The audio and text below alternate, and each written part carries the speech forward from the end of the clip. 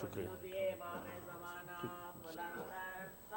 اللہم صلی اللہ محمد. السلام علیکم ورحمۃ اللہ وبرکاتہ. زحمت نہ سمجھیں تو تھوڑا تھوڑا آگے تشریف لیں تاکہ ماحول تھوڑا تھوڑا. محمد و آل محمد صلوات. اللہم صلی علی محمد و آل محمد وعجل فرجہ. مرحوم سید خورشید حیدر کاظمی ابن سید محمد علی کاظمی کے لیے خصوصاً عموماً تمام مرحوم مومنین و مومنات کے لیے اجتماعی سورہ فاتحہ. بسم اللہ الرحمن الرحیم. الحمدللہ رب العالمین الرحمن الرحیم. ایاک نعبد و ایاک نستعین اهدنا الصراط المستقیم صراط الذین انعمت علیہم. بسم اللہ الرحمن الرحیم. قل هو اللہ احد اللہ الصمد لم یلد ولم یکن له. بسم اللہ الرحمن الرحیم. قل هو اللہ احد اللہ الصمد لم یلد. بسم اللہ الرحمن الرحیم. قل هو اللہ احد ولم یکن له کفوا احد. قذالک اللہ. اللہم صلی علی محمد و آل محمد وعلی بآواز بلند صلوات. اللہم صلی علی محمد و آل محمد. استغفر اللہ ربی واتوب الیہ. اعوذ باللہ من الشیطان الرجیم. بسم اللہ الرحمن الرحیم. الحمد للہ رب العالمین. الصلاة والسلام علی رسولہ الکریم. ایہا المکی المدنی الامی صاحب وقار والسکینہ المدفون بارض مدینہ ابی القاسم مصطفیٰ محمد صلی اللہ علیہ وسلم وعلی آلہ الطیبین الطاہرین المظلومین المعصومین الذین اذھب اللہ عنہم الرجس وطہرہم تطہیرا.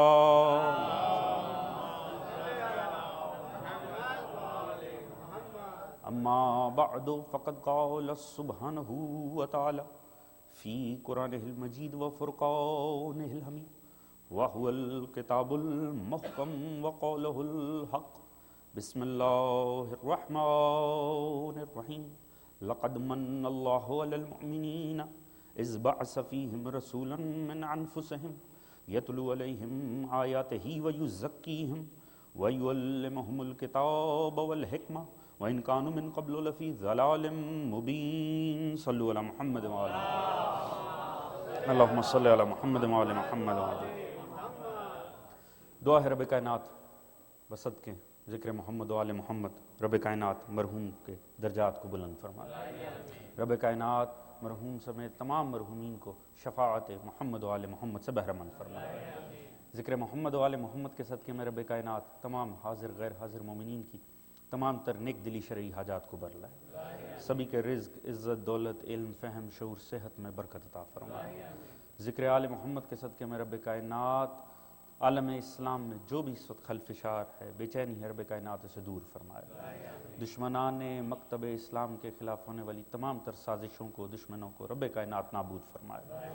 عالم اسلام کو رب کائنات استحکام عطا فرمائے. تمام مسلمین جہاں کو آپس میں اتفاق اتحاد پیار محبت خلوص اخوت عطا فرمائے.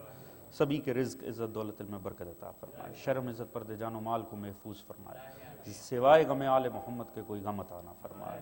آخرت میں تمام مرحومین سمیت ہم سب کو شفاعت سرکار رسول خدا ختمی مرتبت سے رب کائنات بہرمند فرمائے. بلند تر صلوات پڑھنے محمد و اللہم صلی علی محمد و آل محمد واجف. یقیناً وقت کافی گزر چکا ہے اور کل ورکنگ ڈے ہے، لہٰذا بہت سے افراد کے لیے یقیناً تو وقت کا بہرحال مناسبت کا خیال بھی مجھے کرنا ہے. لہٰذا آپ کے سامنے میں نے سورہ مبارکہ آل عمران سے ایک آیت کو پیش کیا ہے کیونکہ ربیع الاول کا مہینہ ہے اور یہ مہینہ خاص اس لیے بھی ہے عالم اسلام کے لیے کہ اس میں ایک مبارک ولادت ہے، بلکہ ایک سے زائد مبارک ولادتیں ہیں، مگر عالم اسلام کے لیے اس میں ختمی مرتبت وجہ تخلیق کائنات صلی اللہ محمد محمد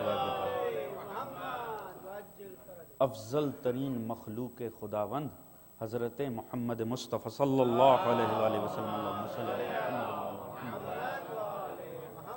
سرکار کی پاکیزہ ولادت کا مہینہ ہے اور چھٹے امام امام جعفر صادق علیہ السلام اللہم صلی اللہ محمد وعلی آلہ۔ خدا نے اس مہینے کو ان پاکیزہ ولادتوں سے سجایا ہے، اور گو کہ ایام یہ اس مجلس کی مناسبت تو نہ تھی، مگر 26 ربیع الاول آپ تمام افراد جانتے ہیں کہ محسن اسلام حضرت ابو طالب علیہ السلام کی وفات کا دن ہے۔ اللہم صلی علی محمد وعلی محمد وعجل۔ لہٰذا اس حوالے سے کچھ گفتگو کرنا چاہوں گا تاکہ وہ مرحوم کے لیے ایصال ثواب کا باعث بن سکے۔ ارشاد خداوندی ہے لقد من اللہ علی المؤمنین اذ بعث فیہم رسولا من انفسہم۔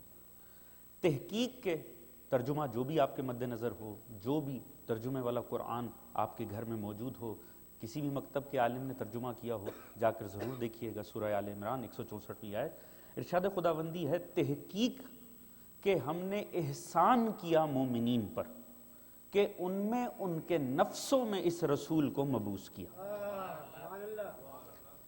جو جشن ہوا تھا اس حوالے سے، اس میں بھی میں نے عرض کیا تھا کہ پروردگار عالم کا مسئلہ یہ ہے، کوئی بھی جب اپنے محبوب کا تذکرہ کرتا تو کوشش یہ کرتا ہے کہ الفاظ سے بھی محبت ٹپکے۔ محبوب الہی کا تذکرہ ہے اور خدا کی ذات تذکرہ کر رہی ہے تو انداز تو لطیف ہونا ہی تھا۔ خدا نے فرمایا کہ تحقیق احسان کیا ہم نے مومنین پر کہ ان میں ان کے نفسوں میں اس رسول کو مبعوث کیا۔ سادی سی سامنے کی بات ہے، احسان کسے کہتے ہیں؟ احسان اس منزل کا نام ہے جہاں سامنے والے کا حق نہ بنتا ہو،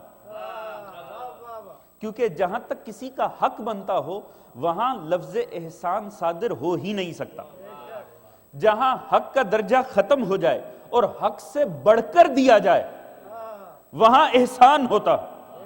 خدا کا حبیب خدا کو دیتے ہوئے لفظ احسان استعمال کرنا اس بات کی دلیل ہے اتنے افضل ہیں سرکار مصطفیٰ، کائنات کا حق نہیں بنتا تھا، اب اگر دے رہا ہے تو احسان کر رہا ہے پروردگار۔ اللہم صلی علی محمد وعلی محمد۔ توجہ فرما رہے ہیں عزیزان؟ کیا ہوگی یہ ہستی جسے دیتے ہوئے خدا فرما رہا ہے میں احسان کر رہا ہوں۔ آج جمعہ المبارک سورہ جمعہ کی دوسری آیت بھی یقیناً آپ نے نماز میں سنی ہوگی، هُوَ الَّذِي بَعَثَ فِي الْأُمِّيِّينَ رَسُولًا مِّنْهُمْ يَتْلُو عَلَيْهِمْ آيَاتِهِ وَيُزَكِّيهِمْ وَيُعَلِّمُهُمُ الْكِتَابَ وَالْحِكْمَةَ۔ اس میں بھی خدا نے کار نبوت کو بیان کیا۔ میں نے سورہ آل عمران کی آیت آپ کے سامنے پیش کی، اس میں بھی کار نبوت کو بیان کیا کہ پیغمبر کن مقاصد کی تکمیل کے لیے دنیا میں تشریف لائے ہیں۔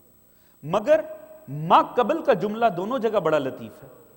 یہاں آل عمران میں فرمایا تحقیق ہم نے احسان کیا مومنین پر۔ ہر کوئی تھوڑی سرکار مصطفیٰ کی آمد سے لطف اندوز ہو سکتا ہے، دیے ہی مومنین کو گئے ہیں۔ توجہ ہے عزیزان محترم؟ ہر کسی کو اس اہمیت کا اندازہ ہو ہی نہیں سکتا۔ وہاں فرمایا کہ مومنین پر احسان کیا، یہاں سورہ جمعہ کی دوسری آیت میں یہاں خدا نے دوسرا لطیف انداز اپنا، هُوَ الَّذِي وہی ہے بَعَثَ فِي الْأُمِّيِّينَ رَسُولًا جس نے امیوں میں انہی میں اس رسول کو مبعوث کیا۔ توجہ فرما رہے ہیں؟ وہی ہے جس نے اسے مبعوث کیا۔ یہ تعارف مصطفیٰ کا ہو رہا ہے یا مصطفیٰ کے بہانے خدا اپنا تعارف کروا رہا ہے؟ توجہ ہے جانے محترم؟ بڑی سمجھنے کی بات ہے۔ دیکھیے بڑے چھوٹے کا تعارف بنے یہ کوئی کمال نہیں ہے، یہ عادت ہے۔ ہمارے یہاں کہا جاتا ہے صاحب وہ ان کے فرزند ہیں، یہ ان کے فرزند ہیں۔ اس کا مطلب ہے کہ وہ جن سے تعارف کروایا جا رہا ہے وہ قابل ذکر شخصیت ہے۔ یہ ایک عمومی ہمارا انداز ہے، یہ ان کے فرزند ہیں۔ کمال ہوتا ہے چھوٹا چھوٹا ہو اور بڑے کا تعارف بن جائے۔ یہ باعث فخر بھی ہے، یہ غیر معمولی بھی ہے، اس میں عظمت کا پہلو بھی زیادہ ہے۔ بظاہر خدا کی ذات کیا فرما رہی ہے؟ وہی ہے جس نے امیوں میں اسے مبعوث کیا۔ توجہ فرما رہے ہیں عزیز؟ اب جس معاشرے میں یہ تعارف کروایا جا رہا ہے وہ کسے نہیں جانتے تھے؟ آیا وہ مصطفیٰ کو نہیں پہچانتے تھے یا خدا کو نہیں پہچانتے تھے؟ وہ مصطفیٰ کو صادق بھی مانتے تھے، امین بھی مانتے تھے۔ اس کا مطلب ہے ان پر مشخص تھا کردار مصطفیٰ، وہ بھولے خدا کو ہوئے تھے۔ 40 سال کردار منوانے کے بعد خدا اس شخصیت کو سامنے کر کے فرما رہا ہے پہچانو میں وہی ہوں جس نے اسے مبعوث کیا ہے. جس کی مخلوق اتنی اعلیٰ ہے وہ خالق کتنا عظیم ہوگا. اللہم صلی علی محمد و علی محمد. توجہ فرما رہے ہیں عزیزان محترم؟ کیا کردار مصطفیٰ ہوگا جس پہ خدا کو کتنا اعتماد ہے کہ اس کردار کو سامنے کر کے خدا اپنا تعارف کروا رہا ہو. اللہ اکبر یا رسول اللہ صلی اللہ یا اللہم صلی علی محمد و علی محمد و عجل. توجہ فرما رہے ہیں عزیزان محترم؟ یاد رکھیے گا خالق کبھی بھی پہچانا نہیں جا سکتا جب تک مخلوق کا وسیلہ شامل نہ ہو. اگر کوئی یہ سمجھے کہ خالق کو صرف اللہ بس اللہ اللہ ہی اللہ اور اس انداز میں گزارا دین میں ہو سکتا ہے، یہ ناممکن ہے. خالق جب پہچانا جاتا ہے اپنی مخلوق کے ذریعے پہچانا جاتا ہے. خالق کبھی بھی بغیر مخلوق کے سمجھا جا ہی نہیں سکتا. خالق کو پہچاننے کا وسیلہ ہی اس کی مخلوق ہوتی. توجہ فرما رہے ہیں عزیز؟ خدا کی ذات کو پہچاننا یہ تقاضۂ دین ہے، یہ دین کا تقاضا ہے. مولا امیر المومنین فرماتے ہیں اول دین معرفت ہو، دین اسلام کی ابتدا پہلی سیڑھی بسم اللہ ABC اللہ کی معرفت ہے. یعنی اللہ کی پہچان سے دین کا آغاز ہے. یعنی خدا کو پہچانا. پورا قرآن آپ کو دعوت دیتا ہے افلا یتدبرون، کہاں ہے غور کرنے والے؟ خدا بار بار غور و فکر کی دعوت دیتا ہے. خدا کی معرفت حاصل کرنا واجب ہے. اور خالق جب پہچانا جاتا ہے اپنی مخلوق کے ذریعے. آپ خالق کو مخلوق سے ہٹ کر پہچاننے کی کوشش کریں، یہ ممکن نہیں ہے. میں آپ کو مثال دیتا ہوں، مجازی خالق بھی کیوں نہ ہو. آپ کے سامنے، آپ کے پاس ایک شاعر کی کتاب ہو یا ایک مصنف کی تصنیف ہو، میں مصنف کے ساتھ بیٹھ جاؤں، آپ کے ہاتھ میں اس کی مجازی مخلوق ہے. یہ تقریر میری مجازی مخلوق ہے، مجازن میں اس کا خالق ہوں. جو لفظ میری زبان سے ادا ہو رہا ہے. آپ مصنف کی کتاب لے کر بیٹھ جائیں، میں مصنف کے ساتھ بیٹھ جاؤں، میں اسے مل رہا ہوں، اسے دیکھ رہا ہوں، اسے چھو رہا ہوں، اس کی آنکھیں دیکھ رہا ہوں، چہرہ دیکھ رہا ہوں. کیا یہ سب دیکھنے کے بعد مجھے اس کی عظمت کا اندازہ ہوگا؟ نہیں. آپ اس کی مخلوق کو ایکسپلور کرتے چلے جائیں گے، خالق کی عظمت کو پہچانتے چلے جائیں گے. توجہ ہے جانے محترم؟ دیکھیے میں بل گیٹس کے ساتھ بیٹھ جاؤں، اب وہ مجازن خالق ہے مائکروسافٹ کا. آپ کوئی ڈیوائس ہاتھ میں لے کر بیٹھ جائیں، آپ جتنا ڈیوائس کو ایکسپلور کرتے چلے جائیں گے اتنی خالق کی تعریف کرتے چلے جائیں گے. میں خالق سے مل رہا ہوں، اسے چھو رہا ہوں، اسے دیکھ رہا ہوں، مجھے اس کی عظمت کا اندازہ نہیں ہوگا. پتہ چلا خالق کو پہچاننے کے لیے خالق سے ملنا ضروری نہیں ہے، مخلوق کا عرفان خالق سے ملاتا ہے. توجہ ہے ذہن محترم؟ مخلوق کا عرفان ہے جو خالق کی عظمت پہ. مگر اب یہ دوسرا مسئلہ کہ خالق کبھی بھی، خالق کو پہچاننے کا ذریعہ ہے مخلوق، مگر مخلوق کے ذریعے خالق کی کبھی کامل معرفت حاصل نہیں ہوتی. توجہ ہے جی؟ مخلوق کے ذریعے پہچاننا ہے خالق کو، ذریعہ یہ ہے. اور خالق بھی ایسا جو سامنے آتا نہیں، اس کو واحد پہچاننے کا سورس اس کی مخلوق ہے. اور مخلوق کے ذریعے خالق پر اندازے تو قائم ہوتے ہیں، کبھی یقین کی منزل نہیں پائی جا سکتی. اور خدا کے معاملے میں جہاں اندازے چلے جائیں نا وہاں شرک ہو جاتا ہے. اس کی ذات پر یقین تقاضۂ دین ہے، پہچاننے کا ذریعہ مخلوق ہے، اور مخلوق کے ذریعے کبھی خالق کاملاً سمجھا نہیں جا سکتا. اس کی میں آپ کے سامنے مثال دیتا ہوں. آپ بڑی اعلیٰ کسی کی کوئی تخلیق دیکھیں، بہت خوبصورت پینٹنگ دیکھ کر آپ اس کے خالق کے متعلق کیا تصور کر سکتے ہیں؟ یہی ایک خوبصورت تصویر دیکھ کے آپ اندازہ کر سکتے ہیں اس کے رنگوں کی سینس اور امتزاج بڑا حسین ہے. ایسے ہی ہے نا جی کہ آپ وہ پینٹنگ دیکھ کر بتا سکتے ہیں جتنے اتنی حسین پینٹنگ بنائی ہے وہ مصور خود بھی خوبصورت ہے کہ نہیں؟ توجہ ہے جانے محترم؟ پہچاننے پر آئے تو اس کی فکر میں اتر گئے، نہ پہچان سکے تو اس کے ظاہر کو نہیں پہچان سکے. وجہ آپ مخلوق کے ذریعے خالق پہچاننا چاہ رہے ہیں، اور مخلوق کے ذریعے خالق کبھی کاملاً فکر میں نہیں سماتا. اور خالق ایسا ہو جس کو پہچاننے کا ذریعہ صرف مخلوق ہو اور اندازے شرک میں لے جائیں تو ازروئے لطف اسی پر لازم تھا نا. کوئی تو ایسی مخلوق پیدا کرے جسے دیکھ کر اس پر اندازے قائم نہ ہو، جسے دیکھ کے اس پر یقین حاصل ہو، جو مسکرائے تو پتا چلے خالق راضی ہو رہا ہے، جو ناراحت ہو تو پتا چلے خدا ناراض ہو رہا ہے، جسے اس نے اپنی کامل مخلوق بنایا اسے سرکار محمد مصطفیٰ اللہم صلی علی محمد وآل محمد وعجل اللہم صلی علی توجہ فرما رہے ہیں عزیزان محترم، مقاصد جو لے کر آئے، دیکھیے مقاصد، یہ خدا کا بڑا عظیم احسان ہے ہم امت مصطفیٰ میں۔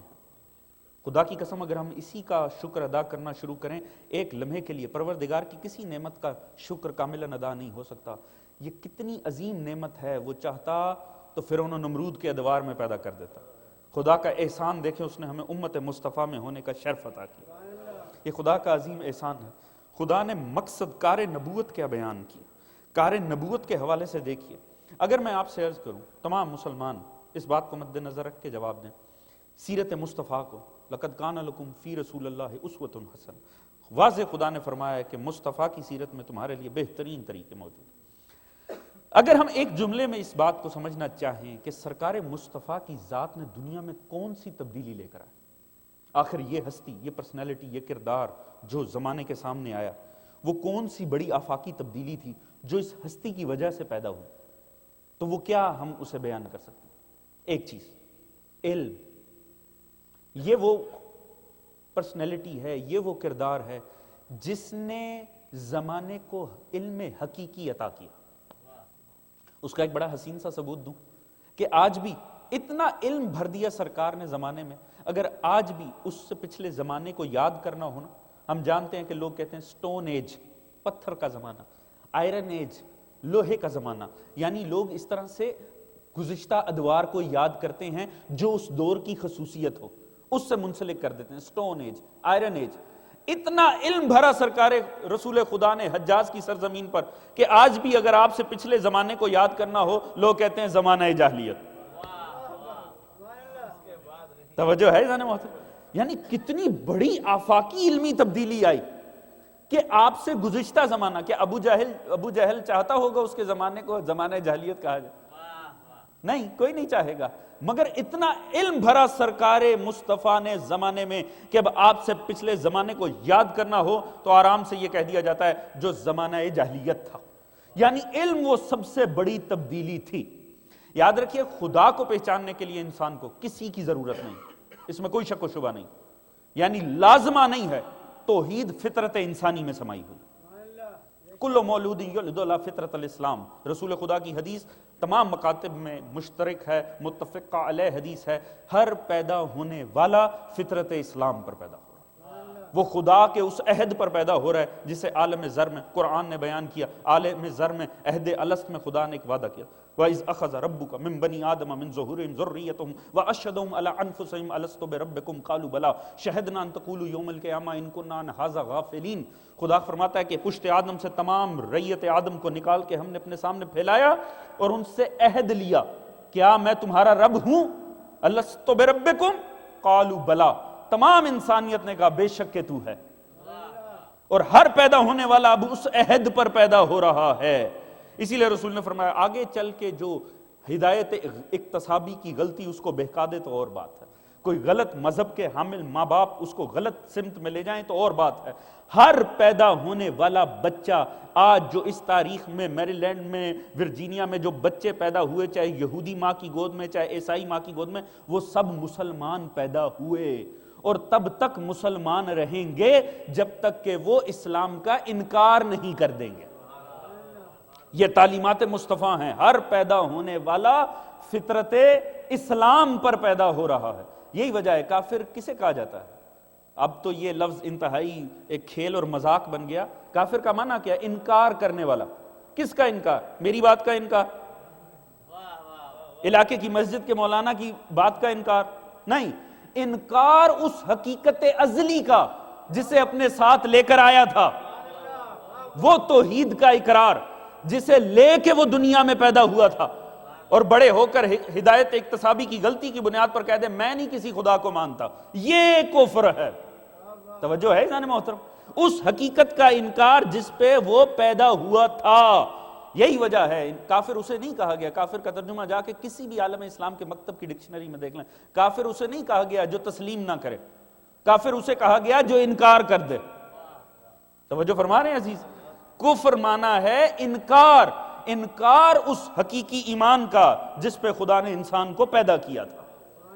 یہی وجہ ہے اگر کسی کا کفر اور ایمان پر رکھنا ہونا، کسی کا کفر ثابت کرنا ہو، یہ نہیں دیکھنے کی ضرورت ہوگی اس نے کلمہ پڑھا تھا کہ نہیں، دکھایا یہ جائے گا کہیں کلمے کا انکار کیا ہو۔ توجہ ہے عزیزان محترم، جنہیں اگر شک ہے مولا کائنات کے والد کے ایمان کے حوالے سے، یہ مت تاریخ میں تلاش کریں کلمہ کہاں پڑھا تھا، کیونکہ کلمہ پڑھنا بھی با ایمان ہونے کی دلیل نہیں۔ توجہ فرما رہے ہیں عزیز، وہ بھی تو ہے نا کہ جو جنہیں قرآن نے تنقید کی ان کے ایمان کے اوپر بظاہر تو مسلمان کہلاتے تھے، اس کا مطلب ہے کلمہ پڑھنا صاحب ایمان ہونے کی دلیل نہیں ہے۔ لہٰذا کلمہ پڑھنا صرف اتنا بتا دیتا ہے پہلے ایمان کچھ اور تھا۔ کلمہ وہ پڑھتے ہیں جنہوں نے کہیں کلمے کا انکار کیا ہو۔ مولا کائنات کے والد نے کلمے کا انکار نہیں، آپ کی گود میں مسلمانوں کا کلمہ پلتا رہا۔ اللہم صلی علی محمد وآل محمد وعجل۔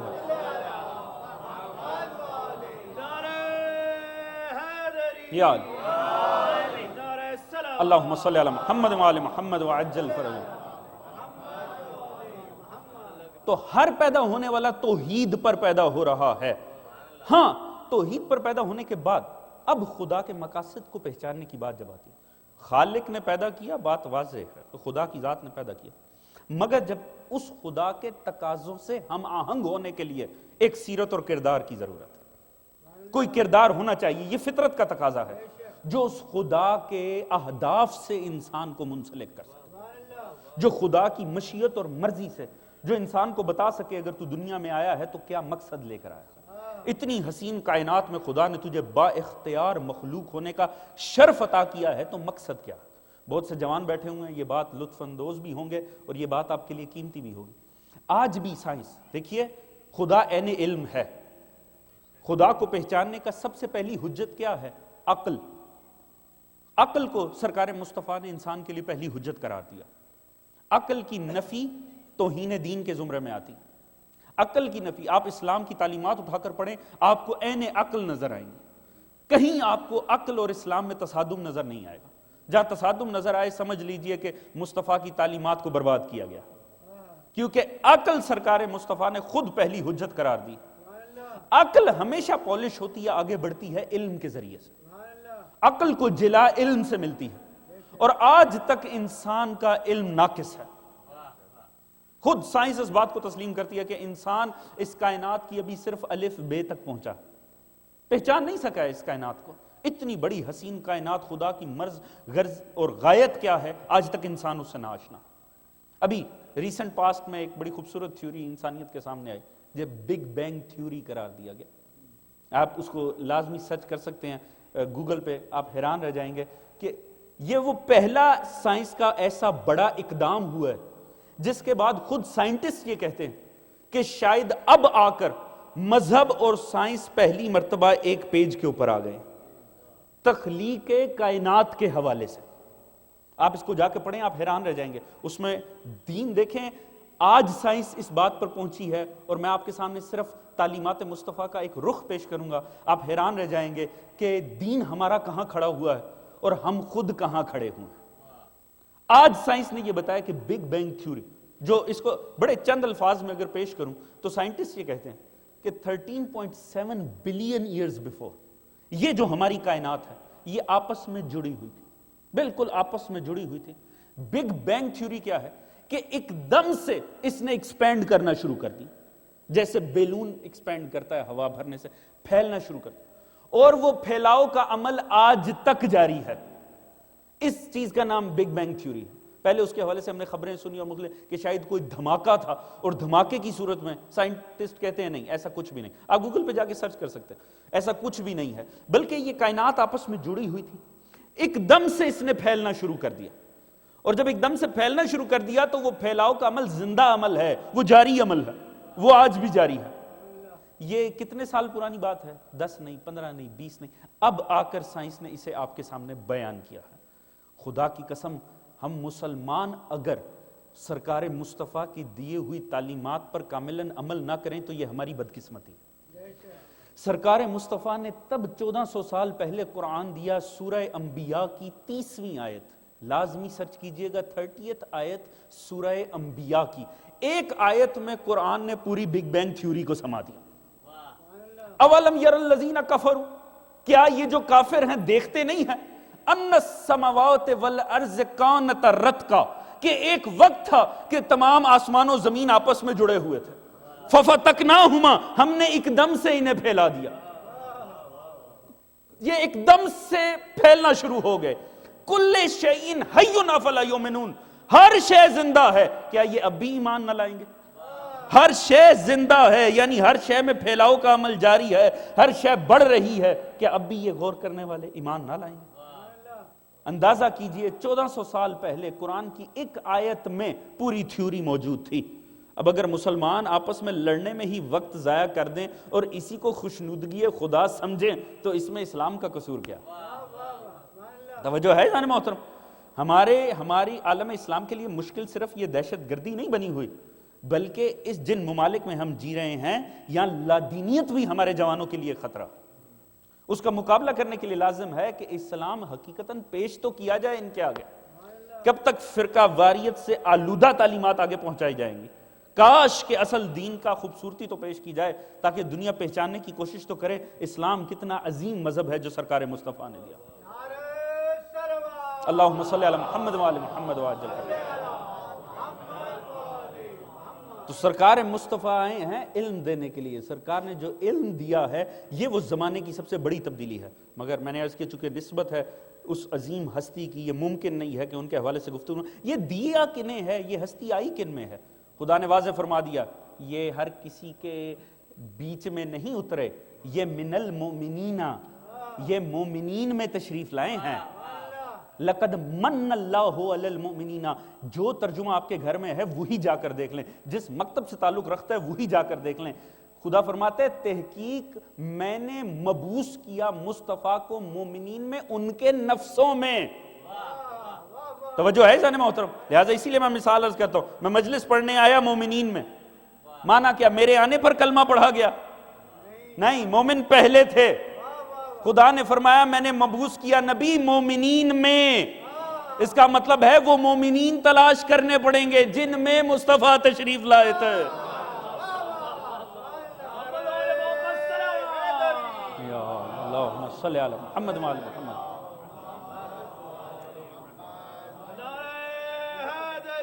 یا اللہم صلی علی محمد وآل محمد۔ توجہ فرما رہے ہیں عزیز؟ میں اپنی گفتگو کو قرآن سے ربط میں رکھنا چاہتا ہوں۔ واضح خدا نے فرمایا کہ یہ مومنین میں مبعوث ہوئے، کرنے کیا ہے؟ آیات کی تلاوت، تزکیہ نفس، علم کتاب، علم حکمت۔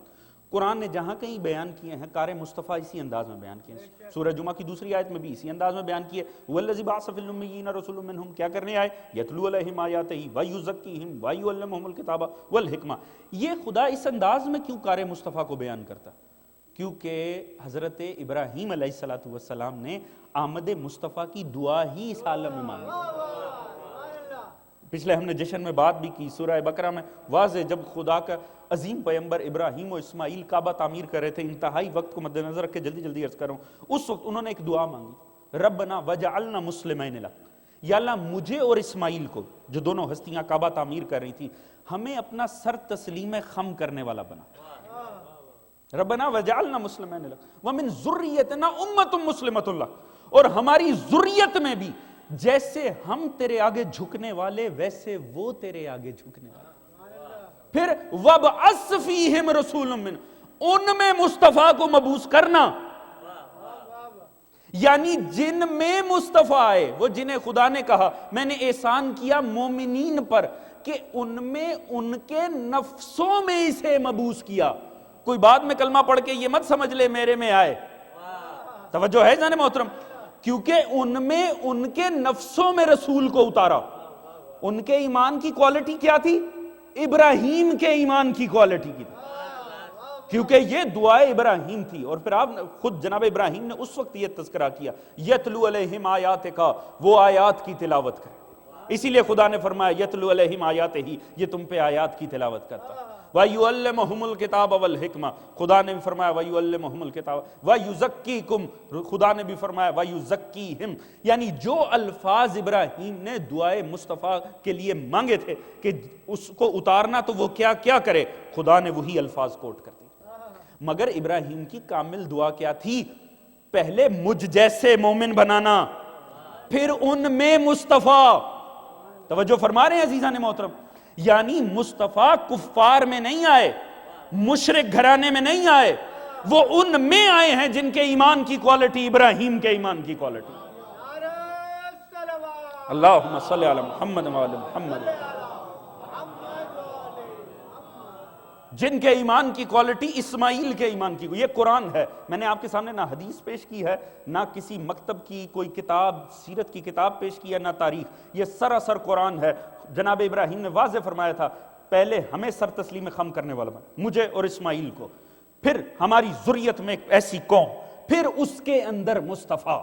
اور خدا نے واضح فرمایا لقد من اللہ علی المؤمنین اذ بعث فیہم رسولا، کہ میں مومنین میں مبعوث کر رہا ہوں مصطفیٰ کو، جن کے ایمان کی کوالٹی ابراہیم کے ایمان کی کوالٹی، جن کے ایمان کی کوالٹی اسماعیل کے ایمان کی کوالٹی۔ ایک جملہ عرض کروں، جو نبیوں جیسے مومن ہونا، ان کے ایمان تلاش نہیں کیے جاتے، ان پر ایمان لائے جاتے ہیں۔ توجہ، اللہم صلی علی محمد وعلی محمد۔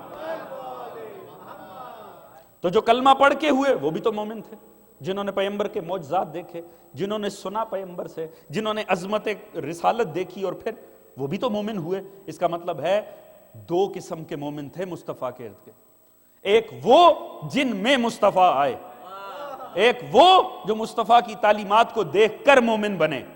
اب قرآن نے ہمارے سامنے دو مومن پیش کیے ہیں مصطفیٰ کے ارد گرد، لہٰذا مصطفیٰ کے ارد گرد موجود شخصیات کو ایک کیٹیگری میں نہیں رکھا جائے گا۔ قرآن کا تقاضا یہ ہے کہ دو دو قسم کی کیٹیگریز بنانی پڑیں گی، ایک جن میں مصطفیٰ آئے، ایک جو مصطفیٰ کو دیکھ کر با ایمان ہوئے۔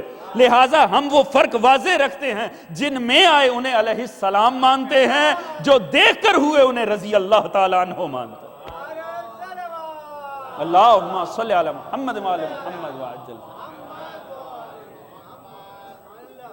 یہ تفریق عین قرآن ہے۔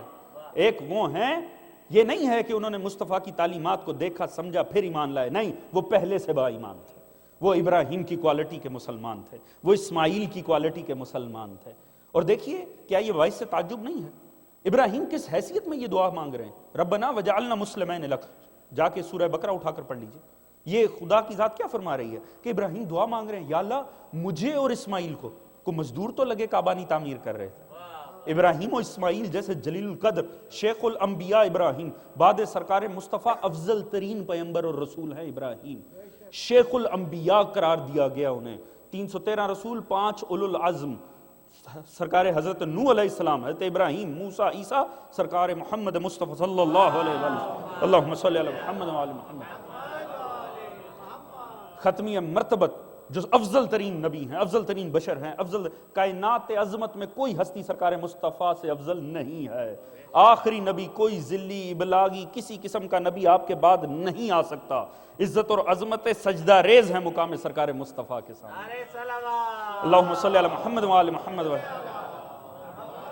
آپ کے بعد افضل ترین نبی اور رسول حضرت ابراہیم علیہ السلام، وہ یہ کہہ رہے ہیں یا اللہ مجھے اور اسماعیل کو مسلمین لک، سر تسلیم خم کرنے والا۔ یہ کون سی کیٹیگری ہوتی ہے ایمان کی؟ جو خلیل اللہ بھی دعا کر کے مانگ رہا۔ توجہ فرما رہے ہیں عزیز؟ کیا ہوگی وہ ایمان کی کوالٹی جسے شیخ الانبیاء دعا کر کے مانگ رہے، یا اللہ مجھے ویسا بنا۔ توجہ فرما رہے ہیں عزیز؟ تو یہ تو دعا تھی، کہیں پورے قرآن میں تصدیق کی خدا نے کہ میں نے قبول کر لی؟ ایک جگہ تصدیق کی، ایک جگہ جب بیٹے کو کہا نا بیٹا میں نے خواب دیکھا، انی ارا فی المنام انی اذبحک فانظر ماذا تری، قال یا ابت تفعل ما تؤمر ستجدونی ان شاء اللہ من الصابرین۔ کہا بیٹا میں نے خواب دیکھا، میں تجھے ذبح کر رہا ہوں۔ بیٹے نے کہا بابا وہی کیجئے جس کا خدا نے حکم دیا ہے۔ جب ذبیح اللہ کو لٹایا جناب ابراہیم، پیشانی لگائی مٹی کے ساتھ، ہاتھ میں تھی چھری، خدا تعالیٰ نے فرمایا فلما اسلم، اور وہ سر تسلیم خم کر گئے، وَتَلَّهُ لِلْجَبِينِ، کہ جب بیٹے کی پیشانی کو زمین سے لگا دیا، اس کا مطلب ہے یہ وہ ایمان کی کوالٹی تھی جو ابراہیم مانگ رہے تھے، یا اللہ مجھے اتنا بلند مومن بنا کہ اگر دین پیچھے بیٹا دینے کی بھی بات آئے تو میں پیچھے نہ ہٹوں۔ یہ وہ مقام و مرتبہ ہوتا ہے جسے شیخ الانبیاء بھی دعا کر کے مانگتا ہے۔ یاد رکھیے گا کہ ہم ظاہر دنیا میں دیکھتے ہیں، دنیا ہر چیز قربان کرتی ہے بیٹے کے پاؤں میں۔ لوگ اولاد کو دینے کی خاطر دوسروں پر ظلم کر دیتے ہیں، دین کے تقاضوں کو بھول جاتے ہیں اپنی اولاد کی خاطر، اولاد کی خاطر سمیٹنے کے چکر میں خدا کی معصیت پہ اتر آتے ہیں۔ خدا یہاں پہ فرماتا ہے یہ اولاد فتنہ بن جاتی ہے انسان کے حق میں۔ ایسا ہوتا ہے کہ نہیں ہوتا؟ لوگ کمپرومائز کر جاتے ہیں خدا کے دین کو، اپنے واجبات کو، صرف اولاد کو خوشیاں دینے کے لیے، جبکہ یہ انسان کا تقاضا نہیں تھا، خدا کا تقاضا تھا کہ تم اسے اخلاق دو۔ جس خدا نے آپ کو، آپ کے دادا پردادا کو روزی دی ہے وہی اس کا بھی ذمہ دار ہے۔ مگر انسان یہ بات نہیں سمجھتا، بیٹے کی روزی کے، اولاد کی روزی کی خاطر خدا کے حقوق کو پامال کرتا، جبکہ ہمارا صرف فریضہ یہ انہیں اچھا انسان بنا کر جائے، آگے وہ جانے ان کا رازق جانے۔ توجہ فرما رہے ہیں عزیز؟ انسان ساری خوشیاں سمیٹ کے لاتا ہے، اولاد کے قدموں میں رکھتا ہے۔ اولاد بھی کبھی کسی شے کی خاطر دی جاتی ہے؟ نہیں، ایسا قطعاً نہیں ہوتا۔ لوگ اولاد نہیں دیتے، اولاد کی خاطر ہر قربانی دیتے ہیں، اولاد کسی کی خاطر قربان نہیں کی جاتی۔ مگر اسماعیل سے لے کر کربلا تک کی تاریخ پڑھ لیں، صرف دین میں اتنی طاقت ہے کہ انسان دین کی خاطر اولاد دینے پر تیار ہو جاتا۔ ایسا ہے کہ نہیں ہے؟ یعنی یہ ایک صرف چیز ہے دین جس میں اتنی طاقت ہے کہ انسان اولاد دینے کے لیے تیار ہو جاتا ہے۔ عزیز یاد رکھیے گا، انسان کی قوم میں لڑائی پڑ جائے نا غیر قوم سے، فطرت کا تقاضا ہے انسان اپنی قوم کا ساتھ دیتا۔ قوم میں لڑائی پڑ جائے اپنے قبیلے کا ساتھ دیتا، قبیلے میں لڑائی پڑ جائے خاندان کا ساتھ دیتا، خاندان میں لڑائی پڑ جائے اپنے کزنز کا ساتھ دیتا، کزن میں اور اولاد میں پڑ جائے اولاد کا ساتھ دیتا ہے۔ انسان ہر حال میں اولاد کا ساتھ دیتا ہے، اولاد کسی کی خاطر نہیں دی جاتی، اولاد صرف دین کی خاطر دی جاتی۔ ابراہیم نے یہ درجہ مانگا خدا سے کہ مجھے ویسا مومن بنا دے کہ اگر دین پیچھے اولاد بھی دینے کی بات آئے تو میرے پائے ثبات میں لرزش نہ آ جائے۔ عزیز کمال یہ دیکھیے، شیب ابی طالب کی تاریخ ہر کوئی اپنے مکتب میں اٹھا کر پڑھ لے کہ ابو طالب مصطفیٰ کو اٹھا کے اپنا بیٹا لٹا رہے کہ اگر کوئی رات کو قتل کرنے آئے میرا بیٹا کٹ جائے مصطفیٰ بچ جائے، اور اولاد صرف دین کی خاطر دی جاتی ہے۔ ابو طالب کا یہ عمل بتاتا ہے حضرت ابو طالب کی نظر میں مصطفیٰ عین دین کا نام ہے۔ اللہم صلی علی محمد و آل محمد۔ توجہ ہے زن محترم؟ یعنی ابو طالب کے لیے عین ایمان سرکار مصطفیٰ کی ذات ہے۔ مصطفیٰ کلمہ ہیں ابو طالب کا، مصطفیٰ دین ابو طالب ہیں۔ یہی وجہ ہے حل جزاء الاحسان الا الاحسان، خدا بھی احسان کا بدلہ احسان سے دیتا ہے۔ ابو طالب اگر میرا محمد تیرے لیے کل ایمان ہے، تیرا بیٹا اب ساری دنیا کے لیے کل ایمان ہے۔ یا علی اللہم صلی علی محمد و آل محمد وعجل۔ یہی ابراہیم اپنے لیے امامت کا تقاضا کرتے اپنی ضروریت کے لیے۔ خدا نے امامت نہیں دی جب تک بیٹے کی قربانی کا امتحان نہیں لے لیا۔ اب سمجھیں امامت کن گھرانوں میں جاتی ہے؟ جہاں بیٹوں کی قربانیاں دی جاتی ہیں۔ ابو طالب نے اپنے بیٹے لٹائے ہیں مصطفیٰ کی جگہ، یہی وجہ ہے خدا نے امامت عطا کی ہے تو اسی خانوادے کو عطا کی، علم عطا کیا ہے تو اسی خانوادے کو عطا کیا ہے، حکمت عطا کی ہے تو اس خانوادے کو عطا کی ہے۔ آج بھی عالم اسلام کا یہ مزاج ہے کہ جنہوں نے شروع میں اسلام، وہ اولئک المقربون کہلائے جنہوں نے شروع میں اسلام قبول کیا۔ آج بھی آپ ان کے قبول اسلام کے واقعات دیکھیں، عالم اسلام ان کو فخر سے بیان کرتا ہے۔ انہوں نے اسلام لائے، کھل کے نمازیں پڑھی گئی، وہ اسلام لائے تو یہ ہوا، اسلام کو یہ شوکت ملی۔ اس کا مطلب ہے جو شروع میں اسلام لائیں ان کا ایمان قیمتی ہوتا ہے، جو جتنا شروع میں ہوتا ہے وہ اتنا قیمتی ہوتا ہے۔ یہ بھی ہوا وَرَأَيْتَ النَّاسَ يَدْخُلُونَ فِي دِينِ اللَّهِ أَفْوَاجًا، ایک وہ وقت بھی آیا کہ لوگ جوک در جوک دین میں داخل ہو رہے ہیں، مگر وہ قطعاً ویسے نہیں ہو سکتے جو تب عالم غربت میں اسلام لائے۔ جبکہ وہ اسلام لائے، کارنامے آج بھی تاریخ میں اٹھا کر پڑھ لیجئے۔ شیب ابی طالب کے دوران کس کے کارنامے ہیں؟ ابو طالب اولاد ابو طالب، کس کے کارنامے ہیں آغاز میں؟ جب تک ابو طالب کی حیات ہے کوئی عالم اسلام کو اور عظیم نہیں ملتا، یہ تمام کارنامے بعد ابو طالب کے ہیں۔ حیات ابو طالب میں اگر کوئی محسن اسلام تھا تو سرکار ابو طالب کی ذات، اگر کوئی دین اسلام کے عملاً کام آیا ہے، آج بھی جا کر تاریخ اٹھا کر پڑھ لیں، کسی مکتب سے آپ کا تعلق ہو، کوئی کسی ہستی کو جسے آپ عالم اسلام کی شان و شوکت سمجھیں، اس کی سیرت اٹھا کر پڑھ لیں، چند صفحے ملیں گے حیات رسول کے، سارے کارنامے ملیں گے بعد رسول کے۔ ابو طالب اور اولاد ابو طالب وہ ہے، سارے کارنامے ملیں گے حیات رسول کے۔ اللہم صلی علی محمد و آل محمد۔ توجہ فرما رہے ہیں عزیز؟ یہ وہ ہیں جنہوں نے اس وقت قربانیاں دی ہیں جس وقت دین کو قائم ہونا تھا، استحکام پانا تھا۔ یہی وجہ خدا تعریف ان کی کرتا ہے جو اپنے دین کو چھپا کے اسلام کے کام آتے ہیں۔ قرآن اٹھا کر دیکھ لیں، قرآن نے مومن آل فرعون کی کتنی تعریف کی ہے۔ رجل مؤمن من آل فرعون یکتم ایمانہ، وہ سورہ انعام، وہ تھا جو ایک مرد تھا اپنے ایمان کو چھپائے ہوئے تھا، اپنے یکتم ایمانہ، اپنے ایمان کو چھپائے ہوئے تھا۔ پتہ لگا یہ بھی نبی کا ساتھ دینے والوں کی کیٹیگری ہے کہ جہاں اپنے ایمان کو چھپایا جاتا ہے۔ اس نے کیوں ایمان کو چھپایا تھا؟ جناب حزقیل نے کیوں ایمان کو چھپایا تھا؟ دفاع موسیٰ کے لیے، دفاع موسیٰ کے لیے۔ اس کا مطلب ہے نبی کے دفاع میں یہ بھی قرآن ایک کیٹیگری پیش کرتا ہے، اور یہ زیادہ عظیم ہے۔ جس کا ایمان کھلا ہو اسے اتنی اذیت نہیں سہنی پڑتی، جس سے ایمان مخفی رکھ کے دین کے کام آنا ہو، کیونکہ اسے تانے سننے پڑتے ہیں، اسے دین کے خلاف نفرتیں سننی پڑتی ہیں، اس کے باوجود اسلام کے دفاع کے لیے اپنے ایمان کو چھپانا پڑتا ہے۔ وہ یقیناً زیادہ عظیم ہیں۔ یہی وجہ ہے معصوم نے فرمایا محسن اسلام سرکار ابو طالب دو قسم کے اجر پائیں گے، ایک با ایمان ہونا، دوسرا ایمان کو مخفی رکھ کے اسلام کو مضبوط کرنا۔ جناب ختیجہ اور ابو طالب یہ وہ دو کردار ہیں، خدا نے سرکار مصطفیٰ کے حساس ترین دور میں ان دونوں کرداروں کو رسول کے ارد گرد رکھا۔ غیر ذمہ دار کردار کو نہ پیغمبر کے حوالے سے خواتین میں پاس آنے دیا، نہ مردوں میں آنے دیا۔ اللہم صلی علی محمد و آل محمد وعجل فرج۔ جب تک کہ اسلام راسخ نہیں ہو گیا زمانے میں، تب تک یہ دونوں کردار یہ ضرورت دین تھے، یہ دونوں محتاط کردار ضرورت دین تھے۔ اگر کوئی غیر محتاط اس وقت ساتھ ہوتا جب سلسلہ وحی شروع ہوا تھا، آج تباہ و برباد ہو جاتی سرکار مصطفیٰ کی رسالت، کیونکہ آج بھی پہلی وحی کے حوالے سے جتنی مضحکہ خیز قسم کی روایتیں عالم اسلام میں بنائی گئی، انہیں مد نظر رکھ کے آج بھی مخالفین اسلام سرکار مصطفیٰ کی رسالت پہ شک کرتے ہیں۔ اگر کوئی غیر محتاط کردار اس وقت ساتھ ہوتے پوری رسالت مشکوک ہو جاتی۔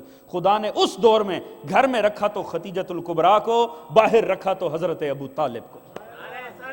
اللہم صلی علی محمد و آل محمد وعجل فرج۔ بس عزیز، کار نبوت کیا تھے؟ یتلو علیہم آیاتہ ویزکیہم ویعلمہم الکتاب والحکمہ۔ یاد رکھیے زمانہ کہیں چلا جائے، جس کسی مسلمان کو پلٹ کے اپنے آپ کو منسلک کرنا ہے تعلیمات مصطفیٰ سے، یہ سیکوینس ہی اس کا ذریعہ ہوگا۔ یتلو علیہم آیاتہ، قرآن سے استفادہ کرنا پڑے گا، ویزکیہم، اپنی تطہیر نفس کرنی ہوگی، محاسبہ نفس کرنا ہوگا، ویعلمہم الکتاب والحکمہ۔ آپ اپنا محاسبہ کیجئے، خدا خود بخود علم و حکمت عطا کرنی شروع کرتے ہیں۔ سرکار مصطفیٰ کہیں آپ چلے گئے ہیں زندگی میں، اپنی زندگی کا جائزہ لیجئے، پلٹیے، خود کو سرکار مصطفیٰ کے کردار اور سیرت سے منسلک کرنے کی کوشش کیجئے، اور اس کا بہترین ذریعہ یہ ہے کہ ہم میں قرآن موجود ہے، سرکار مصطفیٰ کی تعلیمات میں عظیم قرآن۔ یہ قرآن دیکھیں آپ کو لے کر جائے گا اور ایک ایسے در سے ملائے گا جس در کو پانے کے بعد سوائے سیرت مصطفیٰ کے آپ کو کسی شے کی احتیاج ہی نہ ہو۔ اللہم صلی علی محمد و آل محمد وعجل۔ بس عزیزان محترم، مگر غور و فکر کرنے کی بات ہے، کیا یہ اسلام، کیا یہ دین یوں ہی قائم ہو گیا؟ نہیں، اسلام کی تاریخ اٹھا کر پڑھیں، کسی مکتب سے آپ کا تعلق ہو اور غیر جانبدارانہ انداز میں پڑھیں، دل پہ ہاتھ رکھ کے پڑھیں، کیا وجہ ہے یہ اسلام قائم ہوتا؟ شیب ابی طالب 3 سال کے لیے قریش بائیکاٹ کرتا ہے سرکار مصطفیٰ کا اور آپ کے محافظوں کا، آپ کو پناہ دینے والوں کو۔ کیا وجہ ہے تاریخ میں شیب ابی طالب میں سوائے ابو طالب اور اولاد ابو طالب کے کوئی اور تکلیف اٹھاتا نظر نہیں آتا؟ کیا وجہ ہے؟ اگر کوئی محسن اسلام تھے تو اس وقت سامنے کیوں نہ آئے کہ جب مصطفیٰ کا ساتھ دینے کی بنیاد پر تکالیف دی جا رہی تھی آپ کو نظر آئیں گے تو صرف ابو طالب اولاد ابو طالب. یہ عالم تھا. حضرت ابو طالب شیب ابی طالب کے بعد جناب ختیجہ حضرت ابو طالب صرف کچھ روز زندہ رہ سکے. وجہ وہ عالم تھا. ساری تاریخ کی کتابیں اٹھا کر کسی مکتب سے آپ کا تعلق ہے اٹھا کر پڑھیں. یہ عالم تھا کہ پتے اور درختوں کی جڑیں کھا کر گزارا ہوتا تھا. یعنی بنی ہاشم کے بچوں کی رونے کی صدائیں طواف کعبہ کرتے ہوئے لوگوں کے طواف میں مخل ہو جاتی تھی. یہ روایت کے الفاظ ہیں کہ لوگوں سے طواف کعبہ نہیں ہوتا تھا جو اپنے اپنے مکتب کے دین کے مطابق وہ کرتے تھے. کیوں؟ شیب ابی طالب سے بھوکے پیاسے بچوں کی ایسی صدائیں آتی تھی. غور کیجئے اسلام کی تاریخ پہ یہ کیا وجہ ہے. یہ اسلام کی خاطر بھوکے پیاسے بچے یا ابو طالب کے ملتے ہیں یا کربلا میں اولاد ابو طالب. کیا وجہ ہے کہ جب بھی العطش العطش کی صدائیں برآمد ہوتی ہیں یا ابو طالب کے بچوں کی یا اولاد ابو طالب کے بچوں. کس نے قربانیاں دی ہیں اس اسلام کی خاطر؟ غیر جانبدار ہو کر سوچئے اور جا کر تحقیق کیجئے کیا وجہ ہے. یہ وہ رسول خدا. آپ خدا کی قسم اندازہ تو کیجئے کہ دین کی خاطر قربانیاں کس کی ہیں, تکلیفیں کس نے اٹھائی ہیں, قربانیاں کس نے دی ہیں. وہ اولاد رسول کہ جب بھی تمام مسلمانوں کے ہاں روایت ملتی ہے جب رسول صبح نکلا کرتے تھے نا اپنے گھر سے در زہرا پہ آتے تھے, اپنی بیٹی فاطمہ کے دروازے پر کھڑے ہو جاتے تھے اور فرمایا اے اہل بیت انما یرید اللہ لیذھب عنکم الرجس اہل البیت ویطہرکم تطہیرا. وہاں پر کھڑے ہو کر آیت تطہیر پڑھا کرتے تھے. کیا وجہ ہے؟ یہی دروازہ اور سنت پیغمبر کہ روزانہ آ کر. اور کیا وجہ ہے کہ نبی کی یہی بیٹی ہے جنازہ رات کی تاریکی میں اٹھتا ہے. غور کیجئے. ہو سکتا ہے بعض فرقوں نے اپنے اپنے عشق کے تحت روایتیں بنا لی ہوں. اپنے مکتب میں جا کے روایتیں دیکھیے. کیا وجہ ہے؟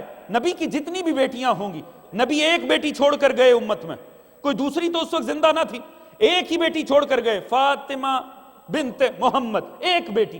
کیا وجہ ہے رات کی تاریکی میں جنازہ اٹھایا؟ جنازہ اس علی نے اٹھایا جس علی نے سنت رسول کا مسئلہ بیان کیا ہے. مولا علی فرماتے ہیں سنت کا مسئلہ ہے, اہل سنت اہل تشیع میں متفق علیہ ہے. مولا علی فرماتے ہیں جب تک کسی مسلمان کی مجبوری نہ ہو رات میں جنازے دفنانے نہیں چاہتی. وہ علی نبی کی بیٹی کو رات کی تاریکی میں کیوں دفناتے ہیں؟ جا کر غور تو کیا جائے. کیا وجہ ہے؟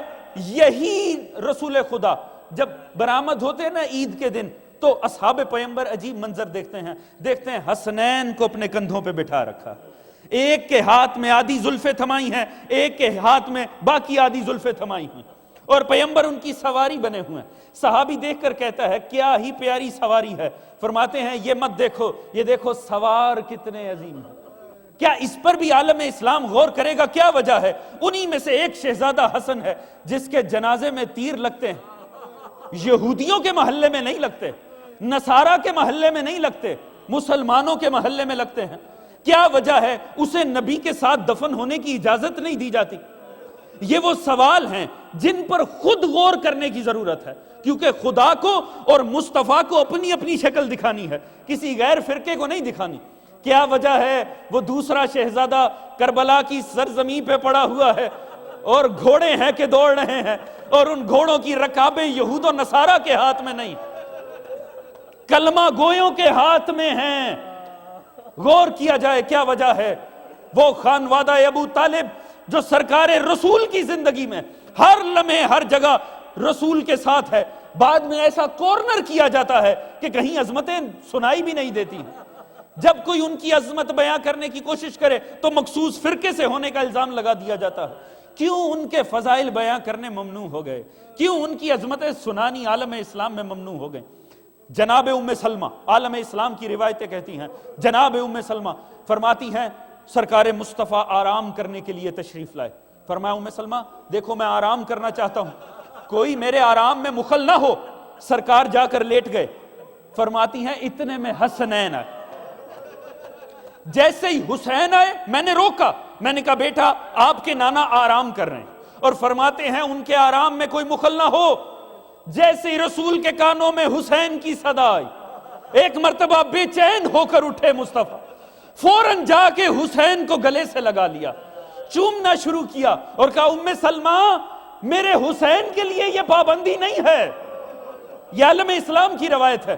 پھر رسول خدا نے ایک شیشی دی اور کہا ام سلمہ یہ حدیث کی کتاب طبقات کبریٰ جا کر اٹھا کر پڑھی جائے، عالم اسلام کی مستند کتاب ہے۔ یہ شیشی دے کر کہا کہ ام سلمہ اس میں کربلا کی خاک ہے، جب یہ خاک خون میں تبدیل ہو جائے سمجھ لینا میرا حسین شہید ہو گیا۔ اور رسول کی آنکھوں میں آنسو جاری ہیں، زندہ حسین کو رسول رو رہے ہیں۔ اللہ جانے جب رسول کا حسین کی خاطر کسی کی آنکھ میں آنسو آتا ہوگا مصطفیٰ کتنے راضی ہوتے ہوں گے کہ زندہ حسین کو رو رہے ہیں۔ ام سلمہ کہتی ہیں میں نے ہمیشہ سنبھال کے رکھی، مگر ایک وقت آیا میں روزانہ اٹھ کر دیکھتی تھی، جب حسین سوئے کربلا چلے گئے میں روزانہ اٹھ کر دیکھتی تھی۔ ایک دن میں نے عجیب منظر دیکھا، وہ خاک نہ رہی، خون بن کے جوش مار رہی تھی۔ اتنے میں میرے خواب میں رسول آئے، اس عالم میں کہ زلفیں بکھری ہوئی تھیں، خاک کربلا سر اقدس مصطفیٰ میں، اور روتے ہوئے کہہ رہے تھے ام سلمہ میرا حسین کربلا میں شہید ہو گیا۔ لعنت اللہ علی قوم الظالمین وسيعلم الذين ظلموا أي منقلب ينقلبون۔ یا اللہ یا رحیم یا کریم یا مقلب القلوب والابصار یا مدبر اللیل والنہار، تجھے واسطہ پنجتن پاک بارہ امام چہاردہ معصومین علیہ السلام کا، تجھے سرکار مصطفیٰ صلی اللہ علیہ وآلہ وسلم کی جلیل القدر ہستی کا واسطہ، ہمارے آج یہ تمام جو ذکر اذکار کیا گیا، ذکر دین کیا گیا، تمام قرآن پاک کی تلاوت کی گئی، اس تمام ہماری عبادت کو اپنی بارگاہ میں قبول و منظور فرمائے، اور رب کائنات تجھے واسطہ اپنی رحمت و شفقت کا کہ اس کا اجر و ثواب مرحوم خورشید کاظمی صاحب، خورشید حیدر کاظمی صاحب کی نامہ اعمال میں درج فرما، مرحوم کی عالم برزخ کی منازل کو آسان فرما، ان سمیت تمام مرحوم مومنین و مومنات کو جوار ائمہ اہل بیت میں جگہ عطا فرما۔ رب کائنات تجھے واسطہ اپنی عزت اور عظمت کا بحق کے سرکار مصطفیٰ صلی اللہ علیہ وآلہ وسلم اور آپ کی آل اطہار کے صدقے میں تمام تر نیک دلی شرعی حاجات کو قبول و منظور فرما، تمام مومنین جہاں کے رزق، عزت، دولت، علم، فہم، شعور، صحت میں برکت عطا فرما، سبھی کے جان و مال، عزت و ناموس کو محفوظ فرما، عالم اسلام کے وہ تمام خطے جو اس وقت انتہائی سفاکیت اور بربریت اور دہشت گردی کا شکار ہے، رب کائنات ان تمام جگہوں کو امن عطا فرما، عالم اسلام کے دشمنوں کو ان کی سازشوں میں ناکام فرما، اگر قابل ہدایت نہیں ہے نابود فرما، قابل ہدایت ہے انہیں بھی سرکار مصطفیٰ کی تعلیمات سے ہم آہنگ فرما۔ رب کائنات تمام مسلمانان نے جہاں کو آپس میں اتفاق، اتحاد، پیار، محبت، خلوص، اخوت عطا فرما، رب کائنات تمام مومنین کی جو بھی نیک دلی شرعی حاجات ہیں انہیں قبول و منظور فرما، امام زمان علیہ السلام کا ظہور جلد فرما، ہم سب کو آپ کی سپاہ میں شامل فرما، آپ کے منتظرین میں شمار فرما، تمام مسلمانان عالم کو سیرت سرکار مصطفیٰ و آل مصطفیٰ پڑھنے، سمجھنے، اس پہ عمل کرنے، اپنی ذات اور اپنے گھرانے پر امپلیمنٹ کرنے کی توفیق عطا فرما۔ ان ممالک میں ہم رہ رہے ہیں، ہماری آنے والی نسلوں کو تا قیام قیامت سیرت محمد و آل محمد سے منسلک فرما، ہم سب کو آخرت میں سرکار رسول خدا کے سامنے سرخرو فرما، اور آخرت میں تمام مرحومین سمیت ہم سب کو شفاعت محمد و آل محمد سے بہرمند فرما۔ آخر میں تمام مرحومین کے لیے خصوصاً مرحوم خورشید حیدر کاظمی ابن سید محمد علی کاظمی صاحب کے لیے اور اپنے اپنے مرحومین کے لیے تمام کے لیے اجتماعی سورہ فاتحہ۔ بسم اللہ الرحمن الرحیم، الحمدللہ رب العالمین الرحمن الرحیم مالک یوم الدین ایاک نعبد و ایاک نستعین۔ بسم اللہ الرحمن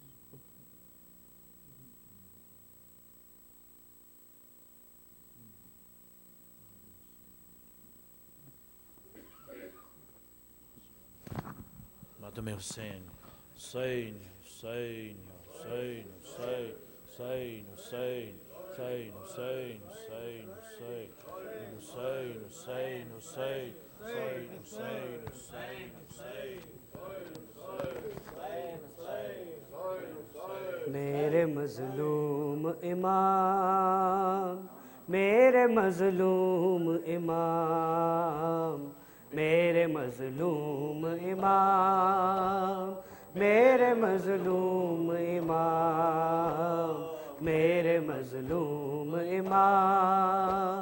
میرے مظلوم امام، میرے مظلوم امام، میرے مظلوم امام، میرے مظلوم امام، میرے مظلوم امام۔ کس طرح بھولے زمانہ تمہیں مظلوم امام، میرے مظلوم امام، میرے مظلوم امام، میرے مظلوم امام، میرے مظلوم امام۔ زندگی حق کے لیے اپنی نچھاور کر دی، زندگی حق کے لیے اپنی نچھاور کر دی، تیرے زخموں نے وہ اسلام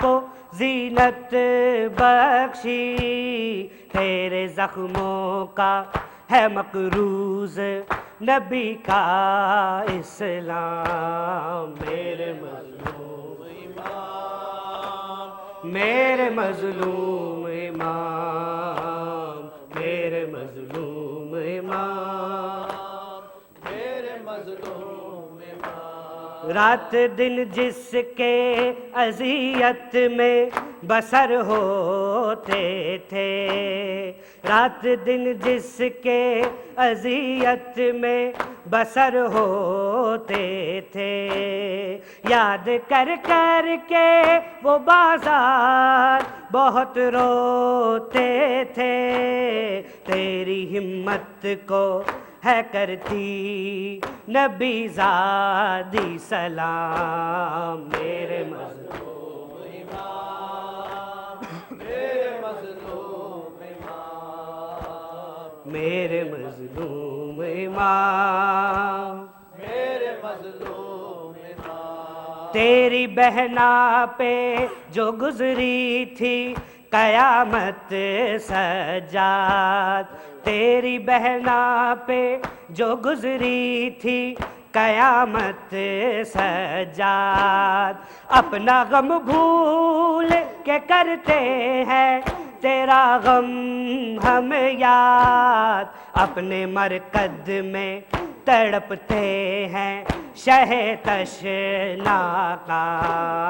میرے مظلوم امام، میرے مظلوم امام، میرے مظلوم امام، میرے مظلوم امام، میرے مظلوم امام، میرے مظلوم امام۔ ہے یہ لاریب کی اے نور علی تم سے دعا، ہے یہ لاریب کی اے نور علی تم سے دعا، آرزو ہے کہ صدا کرتے رہے ہم گریا، اور موعظ پڑھتے رہے نوحہ تیرا عمر تمام، میرے مظلوم امام، میرے مظلوم امام،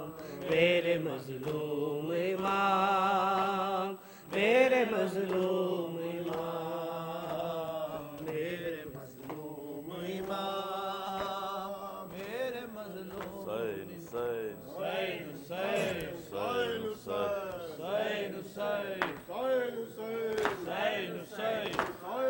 فرد اعمال میں بس عشق ہمارے ہوں گے،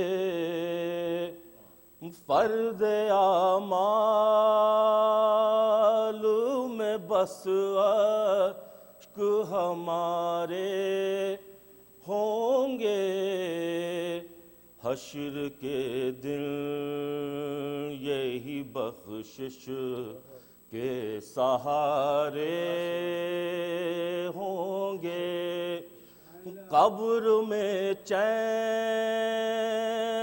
سے سوئیں گے عزادار حسین، آنکھ کھولیں گے تو کوثر کے کنارے ہوں گے، قافلہ خلد کی جانب جو بڑھے گا اپنا، راہ بر حضرت عباس ہمارے ہوں گے، رو لو آج ہاتھوں سے سر پیٹ کے اصغر کو رباب، کل کو رسی میں بندھے ہاتھ تمہارے ہوں گے، اس کو ایک ماں ہی سمجھ سکتی ہے باد اکبر، کیسے دن زیست کے لیلا نے گزارے ہوں گے، اور کن تمناؤں سے 18 برس زینب نے کتنے صدقے رخ اکبر کے اتارے ہوں گے، اور اہل ماتم کو بھلا روک سکے گا کوئی، باب جنت پہ جو زہرا کے دلارے ہوں گے، فرد اعمال میں بس اشک ہمارے ہوں گے، حسین حسین حسین حسین حسین حسین حسین حسین حسین حسین اللہم صلی علی محمد السلام